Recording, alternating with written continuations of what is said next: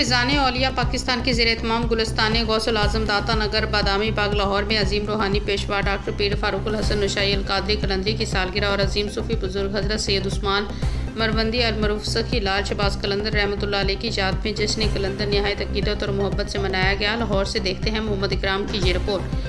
जश्न की तकरीब का आगाज़ दरूद व सलाम और कलमा तैयबा के विर्द से किया गया। पादज़ा सालगिरह का केक काटा गया। रूहानी फ़िज़ा में अक़ीदतमंदों ने फूलों की पत्तियां निछावर करते हुए खुशी का इज़हार किया।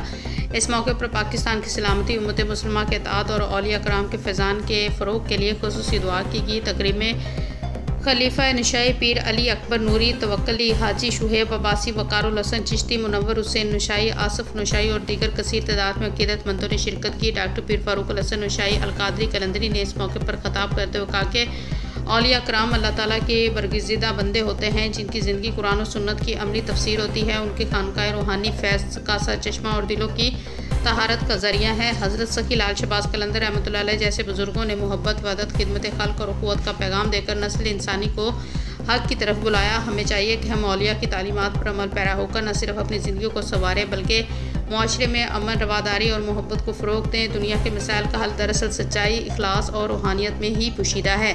उन्होंने मज़ीद कहा कि अंजुमन फ़िज़ान औलिया पाकिस्तान का मकसद भी यही है कि औलिया कराम की तालीमात को आम किया जाए, रूहानियत की इस मिशन को नई नस्ल तक पहुँचाया जाए।